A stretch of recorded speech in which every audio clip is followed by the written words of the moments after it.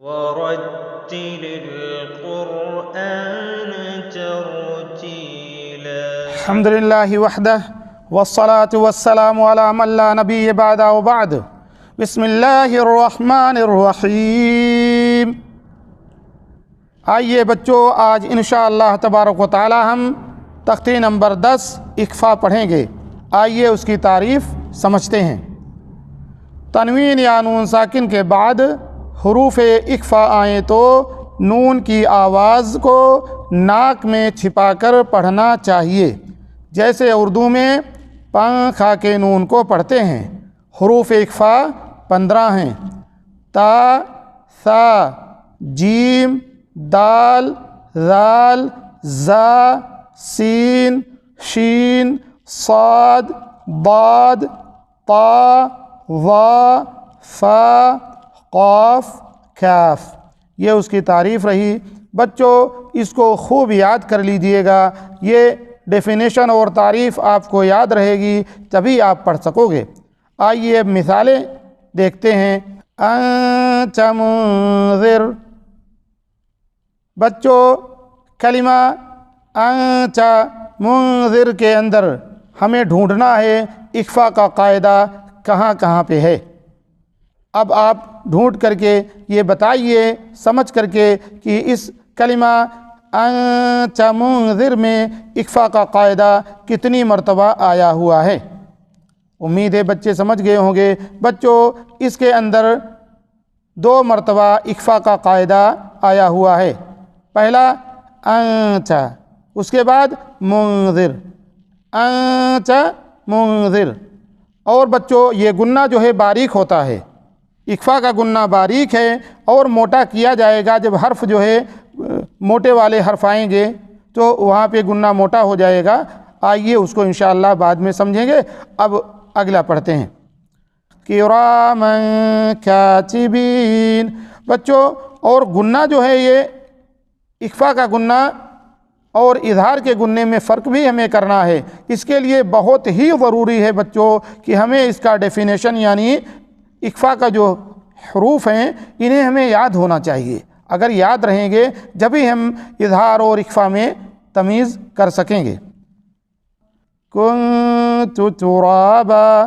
بچوں یہ کلمہ کنت ترابا کے اندر آپ بتائیے اس میں اکفا کا قاعدہ کتنی مرتبہ آیا ہوا ہے اور کس شکل میں ہے؟ تنوین کی شکل میں ہے یا نون ساکن کی شکل میں ہے؟ بچوں اس میں اکفا کا قاعدہ اس کلمے کے اندر 1 مرتبہ آیا ہوا ہے. کن میں جو گنہ ہے یہی اکفا کا گنہ ہے. کنت ترابا یتیما فآوا. کلمہ یتیما فآوا کے اندر بچوں یہ بتائیے اکفا کا قاعدہ اس پورے کلمے میں کتنی مرتبہ آیا ہوا ہے. امید ہے بچے سمجھ گئے ہوں گے. بچوں اس کلمے کے اندر اکفا کا قاعدہ 1 مرتبہ آیا ہوا ہے، وہ ہے یتیما من فآوا. میم کے اوپر تنوین لگی ہے، اس کے بعد فا ہے اور یہی یہ اکفا کا قاعدہ ہے. من دخلہ. من دخلہ کلمے کے اندر اکفا کا قاعدہ کتنی مرتبہ آیا ہوا ہے یہ بچوں آپ سب کو سمجھ کر کے بتانا ہے. امید ہے انشاءاللہ آپ سمجھ رہے ہوں گے. بچوں اس کلمے کے اندر اکفا کا قاعدہ 1 مرتبہ آیا ہوا ہے، وہ ہے من. نون ساکن ہے، اس کے بعد دال ہے اور دال یہ حروف اکفا میں کا ایک حرف ہے اور یہاں پہ اکفا کا گنہ ہے. من دخلہ انثى من شیء. بچوں اس کلمے کے اندر انثى الگ کلمہ ہے، من شیء یہ الگ کلمہ ہے. دونوں کو ملا کر کے آپ بتائیے اس کے اندر اکفا کا قاعدہ کتنی مرتبہ آیا ہوا ہے. انشاءاللہ آپ ضرور سمجھ رہے ہوں گے بچے ہمارے. جو بچے پڑھ رہے ہیں انشاءاللہ سمجھیں گے. بچوں اس کے اندر اکفا کا قاعدہ 2 مرتبہ آیا ہوا ہے. اچھا، 2 مرتبہ آیا ہوا ہے تو کس شکل میں ہے؟ تنوین کی شکل میں ہے یا نون ساکن کی شکل میں ہے؟ بچوں اس کے اندر دونوں مرتبہ نون ساکن کی شکل پر جو ہے یہ اخفا کا قاعدہ ہے۔ انثا، اس کے بعد من شیئن، من شیئن، نارا ذات۔ بچوں کلمہ نارا ذات کے اندر اخفا کا قاعدہ کتنی مرتبہ آیا ہوا ہے اور کس شکل پر ہے؟ تنوین یا نون ساکن کی شکل میں آیا ہوا ہے؟ تو بچوں اس کلمے کے اندر اخفا کا قاعدہ 1 مرتبہ آیا ہوا ہے، وہ ہے تنوین کی شکل میں۔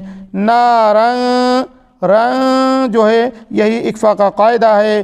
کیوں؟ اس لیے کہ را کے اوپر 2 زبر لگی ہے، یہ ہے تنوین، اور اس کے بعد ذال ہے، اور ذال حروف اخفا میں کا ایک حرف ہے، اور یہاں پہ یہ اخفا کا قاعدہ ہے۔ کیسے پڑھا جائے گا؟ نارن ذات۔ غلطی کیا ہو سکتی ہے بچوں اس میں؟ اگر کوئی بچہ اس کو اظہار کر کے پڑھتا ہے نارن ذات، نارن ذات، تو اس نے غلط کیا ہے، کیونکہ اخفا کے ڈیفینیشن میں ہم کیا پڑھ رہے ہیں کہ نون کی آواز کو ناک میں چھپا کر پڑھیں گے، اور اگر ظاہر کریں گے تو غلط ہو جائے گا۔ تو پڑھا کیسے جائے گا؟ نارن ذات، اس کے بعد فلن تجد۔ کلمہ فلن تجد کے اندر بچوں یہ بتائیے اخفا کا قاعدہ اس کلمے کے اندر کتنی مرتبہ آیا ہوا ہے اور کس شکل میں ہے؟ امید ہے انشاءاللہ بچے سمجھے ہوں گے، اور بچوں خوب سمجھتے چلیے۔ اللہ تعالیٰ آپ سب کی مدد کرے۔ اس کلمے کے اندر اخفا کا قاعدہ 1 مرتبہ آیا ہے، اور وہ نون کی شکل میں، یعنی نون ساکن کی شکل پر ہے، وہ ہے فلن تجد۔ بچوں اخفا کا گنہ یا اور جو گنے ہیں، سارے گنوں کو 1 الف یا 2 حرکت کے برابر اس میں وقت دیا جاتا ہے، ٹائم دیا جاتا ہے، اور اس میں بھی ویسے ہی پڑھیے بچوں۔ اور اخفا کا جو ڈیفینیشن آپ نے اوپر سنا ہے اس کو خوب یاد کریے۔ فی امان اللہ۔